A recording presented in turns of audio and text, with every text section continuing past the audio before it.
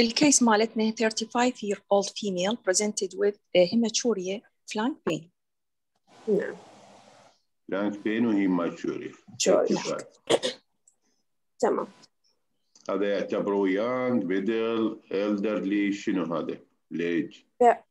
35 يعني young. young. excellent.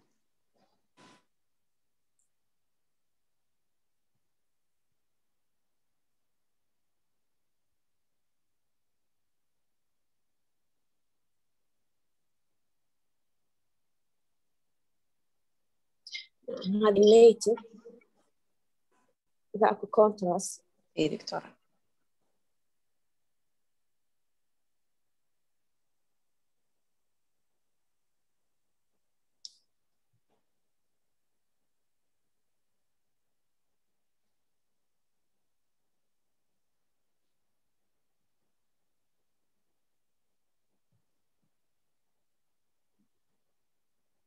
هذا الكونتراست طلعت الشير. نعم. فيميل وهذه ماتشوريا.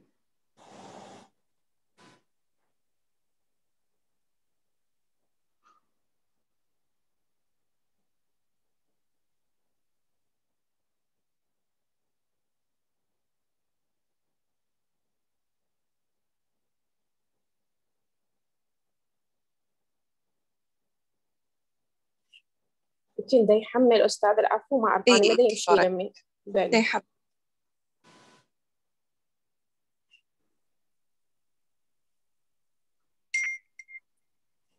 هسه ده يطلع يمي نبي يعني واصل تقريبا للآي في سي اي بالليفر يعني.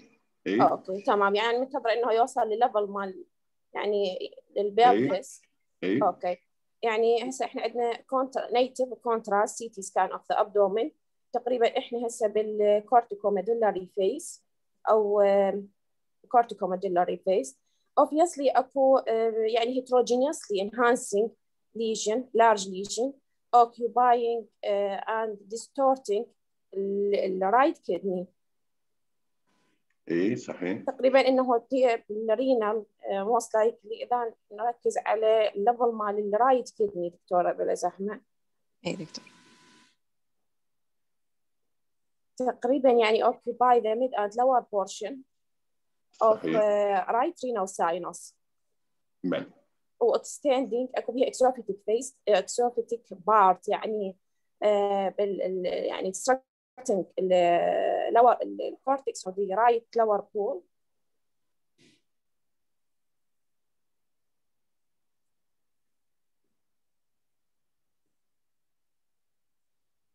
والسايتس هذه obvious ectopic ascites. نرجع دكتورة إذا أمكن على الليفل مال الكدنيز بلا زحمة. إيه دكتور. بس السايتس أكو significance تقريبا يعني نعتبرها إنه هو pelvic بس السايتس مبدئيا أستاذ والله ما ركز على الف نود إذا أكو يعني، بس الواضح إنه الآي في سي obviously stated. اي نعم صحيح. ما نرجع على البلفيس انتبه دكتوره. بس السايتس طبعا موجود قلتيها. السايتس اكو congested يعني congested vessels at the level of the uterus تقريبا bilateral. ايش تتوقع هاي الفيزلز شنو؟ والله يعني مبدئيا congested احتمال تكون يعني اكو فد يعني secondary obstruction.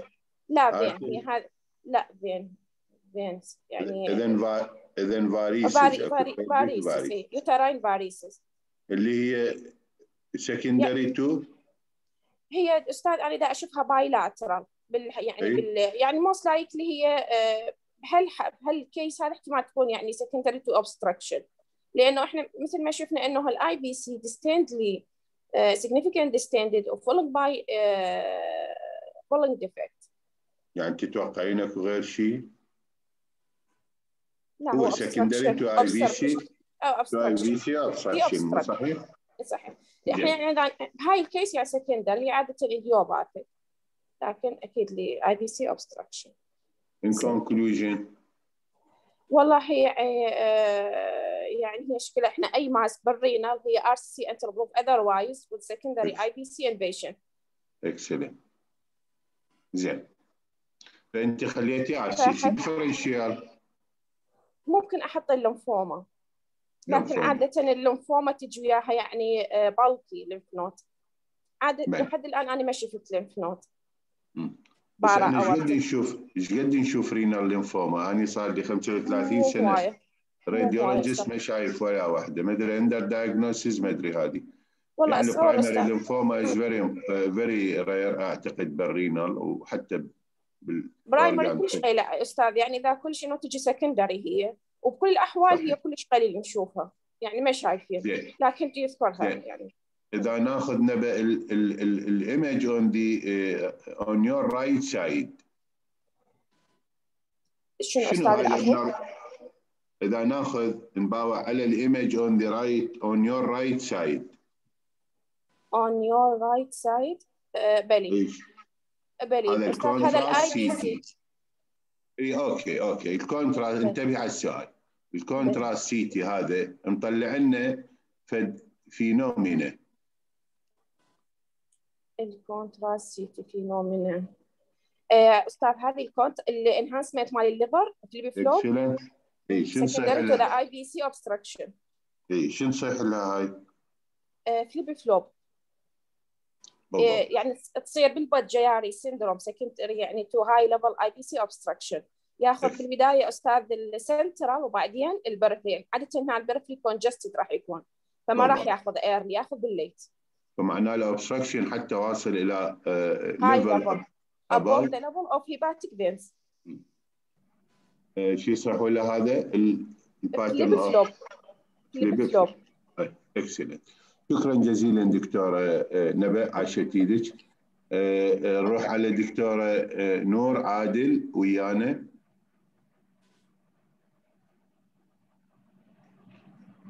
دكتوره نور عادل. نعم استاذ. صباح الخير. شلونك؟ شلون صحتك؟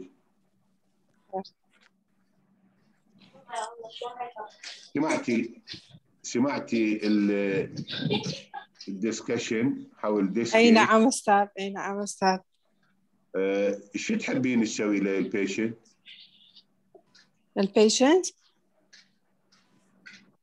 هذا بيشنت يور ريلاتيف خابرج يلا شي رحتي شفتي CT مالته هذه وتتنصحي؟ يعني استاذ نبدي نسوي يعني ستيجنج يعني MRI وفيرذر MRI، ونكمل نشوف ميتاستاسيس لللانج، نشوف CT لانج واذا ميتاستاسيس إلها والبون نشوف CT. يعني استاذ نشوف CT اكمل اشوف اللانج والبون ميتاستاسيس.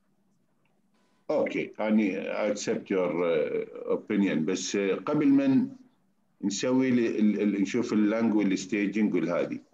اوكي. we have to confirm the diagnosis. مو صحيح؟ اي مو اول مره وبعدين يلا نروح ستيجنج. من يقول هذا مالجنت؟ تمام. هو احنا دائما هي ديفرنشال، يعني اي ليجن بالكدني انه يعني مثلا هسه انا من شفت سنترال نكروسيس يعني تشبه الاونكوسايتوما، بس هو دائما ارجع على الماس دكتوره ايمان. ارجع طلعي لنا الماس.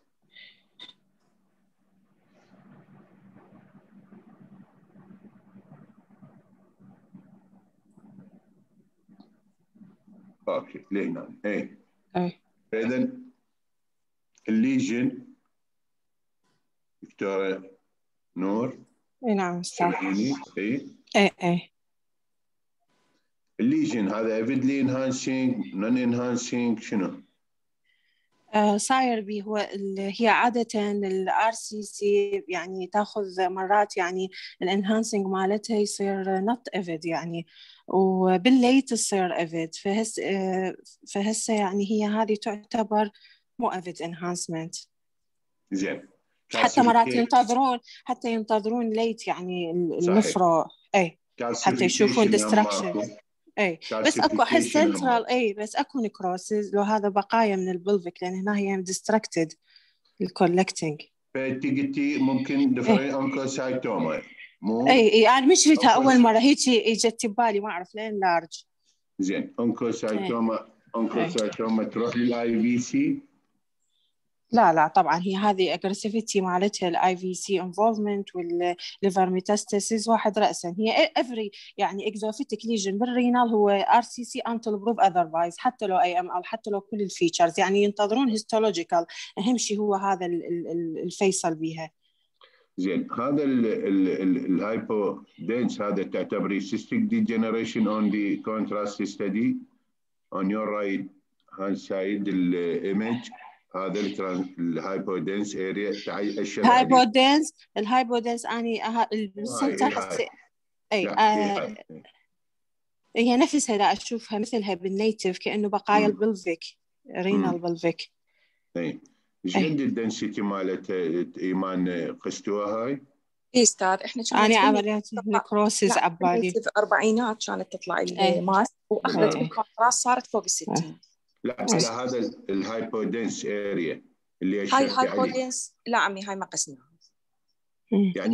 يعني اذا كانت هذه فات نعم لازم يعني ماينس. اي اذا كانت فات يعني طلعت فات اي طبعا نشك بالاي ام ال، بس معني الاي ام ال ما بيها هيك اجريسيفيتي، يعني انه اذا تكبر تسوي لنا هيموريج. الفينال العفو الاي في سي انفولفمنت يعني اتصور يخلي يعني هاي سسبيشس انه اي اوكي اذا هذه كانت فات النكست كويشن اذا كانت هذه فات بايوبسي. طبعا هو هذا اللي انا ردت منك. بس انا ليش ما قلت له لما قلت البايوبسي؟ هي هاي سيدنج حتى اهل يعني اليورو. المشكله انه صح هو اللي راح يحدد الهيستولوجي مال التايب مالت الاكزوفيتيك ليجن، بس اهل اليورو يخافون منها. اتصور استاذ هي هايلي سيدنج الار سي سي، لذلك هم حتى يروحون راسا يسوون بارشل، يفضلون نفركتومي العفو توتال. هم مو يخافون من السيدنج على كل الريكرنس ولا ريكرنس، هم يردون يشتغلون. المهم بس اسمعيني هسه بس اسمعيني نوع. اذا كانت هذه الفات دنسيتي اريا within the region شو اسمه الار سي سي يجي بيها فات، قلنا شو اسمه ممكن ايام نخليه الانجيومايولايبوما. نعم وشو اسمه يعني بالحاله وي اكسكلود الار سي سي كومبليتلي اذا كان هذا فات دنسيتي فوكس اي ام ال اي رير اي ام ال، لان هي يصير بيها هيموريج الرينال سيل ما يصير بيها يعني ار سي العفو ما يصير بيها فات رير كلش. يعني ليش رير؟ هي اتصور من التيوبولار تيجي من التيوبولار سيستم الرينال ار سي سي من البروكسيمال والديستال كونفولتد تيوبولز. بس يعني احنا هي نشوف ار سي سي ار سي سي particular large size RCC وبيها فات فوكاي. منين يجي هذا الفات؟ نور؟ ما أعرف أستاذ ما أعرف. engulfing الفات ساينس engulfing الفات ساينس هذه مو تكبر مو انلارجمنت يصير بيها. فالفات احنا عندنا الرينال ساينس بفات فيسوي engulfing اللي اذا صحيح. اذا يو ار رايت. اني هو السؤال اللي سالتك بالبدايه عليه انه first of all we have to confirm the diagnosis by doing biopsy. زين ورا ما طلع لنا ار سي سي نروح على اليمن على الستيجنج واكسكلود سكندريز باللنج وبالهادي اللنج والبون ميتاستاسيس. زين بعد ردت شكرا نور. خلينا ناخذ غير واحد. هويدا هلا هويدا منو؟ هويدا. نعم أستاذ صباح الخير. صباح الخير. شلون شبابك؟ شلون صحتك؟ الحمد لله أستاذ الحمد لله على الله. تعبناها النور هواي سألناها. خليني أسألك هسه احنا وصلنا وين؟ انه هذه ال RCC sometimes engulfing the renal fat sinus فيصير بيها component of fat. اذا كانت هاي AML angiomyolipoma كان AML metastasize يعني قصدي إذا طلعت لنا بالبايوبسي سوينا بايوبسي وطلعت AMR بعد تسوين ستيجنج؟ لا ما يحتاج. ما يحتاج. اكسلنت. ليش؟ هي نوت ميتاستاسايز. هي بناين مو صحيح؟ بناين. بناين بس الريسك مال الكومبليكيشنز مالتها عالي. اي على السايز، اذا لارج سايز يصير بها هيموريج، هي لها النيم نسيته صراحه. وبعد غير الهيموريج لذلك احنا هواي نشوف باي تشانس بالالتراساوند اكزام انجيومايولايبوما هواي نشوف بصراحه. لا ممكن رابتشر تصير. رابتشر من رابتشر يسوي هيماتوما. رابتشر اي اكو كم كيس شايفين احنا رابتشر للريتروبريتونيال اريا وهذه، لان هي بناين الAMR ما يحتاج الى واحد يسوي سكرينينج ويسعد للهذا. بعد سؤال اخير دكتوره هويده، بالنسبه لل IVC involvement اذا كانت RCC هذا يا ستيج يعتبر؟ ستيج 4 يعني بيوند بعد يعني بيان سيرجري. بيان سيرجري. ذاك المره استاذ محمد هم انا عرضوا كيس وقدموها يمكن نشروها بالراديوبيديا، اعتقد هي هم نفس الحاله. شكرا دكتوره هويده. نرجع على دكتوره ايمان. نعم استاذ. عندنا ثلث ساعه دكتوره ايمان. احكي لنا على الكيس شوي ونروح على التوك بقى. اي نعم استاذ. الكيس مالتنا هي جدي 35 سنه حقيقه نجلكتد البيشنت، ولهذا اذا تشوفها يعني جدتي هي يشوفون انه رينال ماس، يعني ما مشخصيها مجرد انه رينال ماس، ودا يعرفون هل اكو IVC ثرومبوسيس او لا، حتى ما كاتبين التايب اوف تيومر. فجدتي هي كلش نجلكتد، واصل يعني للليفر، والIVC تقريبا كله مضروب بس الهارت ما واصل له.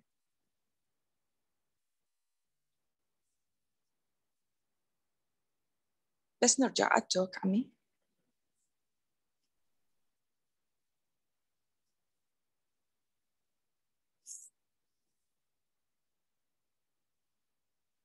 توك صغير عن الرينال ماسز. يلا تفضلي تفضلي.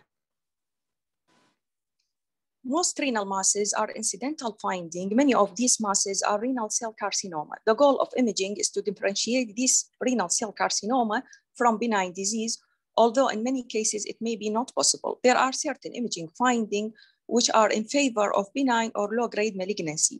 These imaging findings may offer a guidance for the patient and referring physician in making management decision. Options include partial or radical nephrectomy, biopsy and tumor ablation, or follow-up with watchful waiting. The differentiation of renal masses, الsteps حتى نشوف أو نسوي differentiation بين renal lesions are: first, determine whether the lesion is assessed or not. If it is not assessed, look for macroscopic fat, which means that it is a benign مثل ما قلت حضرتكم angiomyolipoma. Exclude tumor like infection and infarction, which usually present in different clinical settings. Exclude metastatic disease and lymphoma. Kidney localization are usually only seen in widespread disease. Once you have followed these steps, there will be many cases in which final diagnosis cannot be made and renal cell carcinoma is still on the top of the list. قلنا differential diagnosis either cystic or with fat فهي angiomyolipoma, or solid mass, which is on the top renal cell carcinoma, other differential oncocytoma, minimal fat angiomyolipoma, transitional cell carcinoma, lymphoma, metastasis, infection, or infarction. A radiological imaging, first of all, renal mass CT, either no enhancement, so it is assessed, or macroscopic angiomyolipoma, or with enhancement, no fat, renal cell carcinoma or other tumor, according to enhancement. إذا كان equivocal 10 to 20, فإذا low enhancing lesion or pseudo enhancement, consider MR for further evaluation. Mild enhancement, renal cell carcinoma on the top, which is papillary most likely, differential oncocytoma, or minimal fat angiomyolipoma. Then surgical candidate, if it is yes, resection, if it is no or borderline, active surveillance, biopsy to guide treatment decision.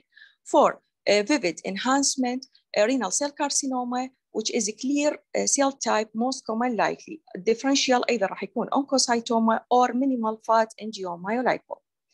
بالنسبة للرينال ماس إذا كان عندي الام ار بالديفيوجن ويتد ايمج إذا كان not restricted فهو cyst، وإذا restricted abscess or infarction. بالتي 1 تكون high هي الانجيومايلوبوما because of macroscopic fat or proteinaceous or hemorrhagic cyst. Out of phase drop intracellular fat clear cell carcinoma or angiomyolipoma. التي 2 يكون عادة high low or iso in most lesions including RCC.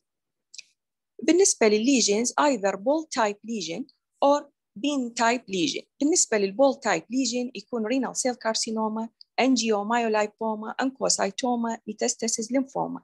بينما البين type lesion transitional cell carcinoma, renal cell carcinoma, lymphoma, metastasis infection or infarction. هاي عندنا صور من transitional cell carcinoma نشوفها on the top. renal cell carcinoma هي infiltrative, metastasis, lymphoma, pyelonephritis, well-infarction. The risk of metastatic disease depends on the size of the tumor. If the size of the tumor is less than 3 cm, then the risk of metastatic disease is negligible.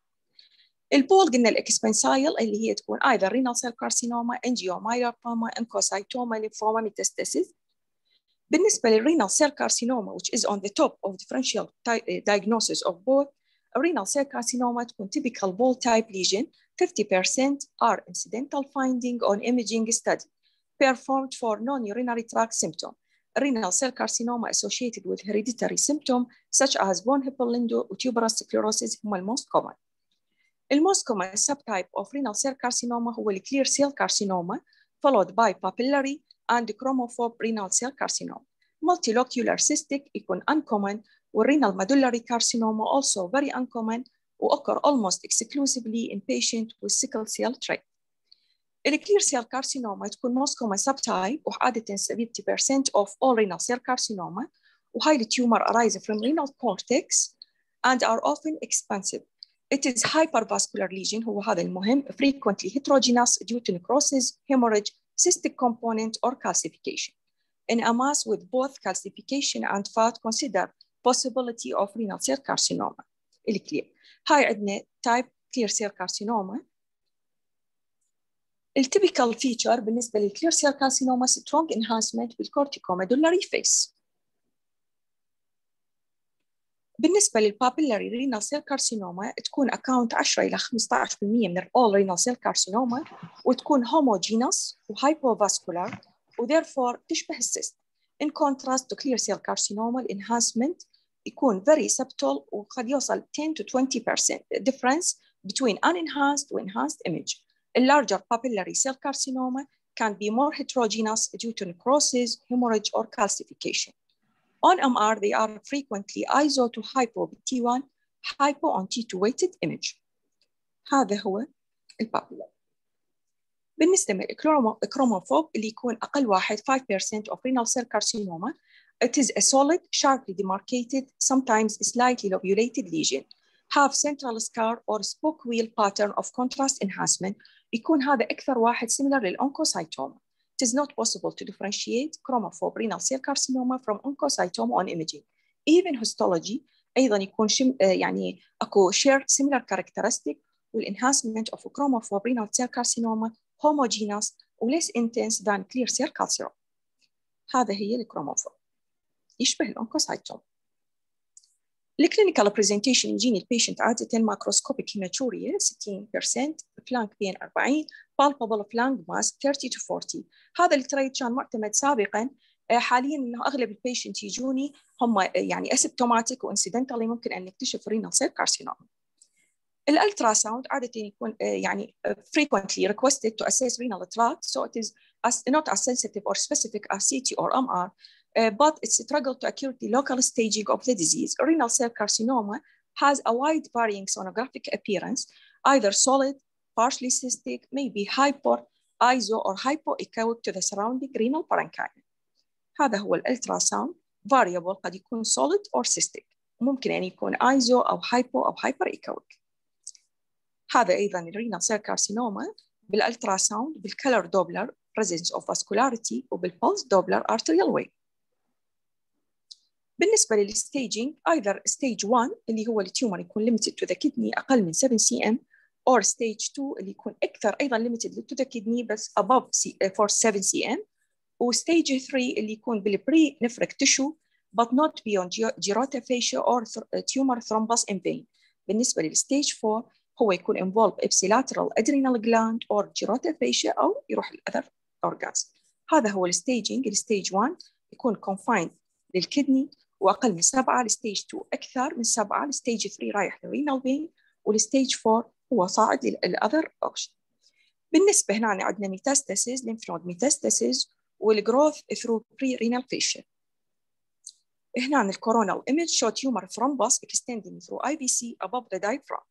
بالنسبة للإنفيجن أكو عندنا هم بليفلات، إذا كان الثرومبس خلال الرينال فين فقط هو هذا ليفل 1، إذا كان الثرومبس داخل على الآي في سي فهو ليفل 2، إذا كان الليفل 3 فهو صاعد، والليفل 4 واصل تقريبا للهارت.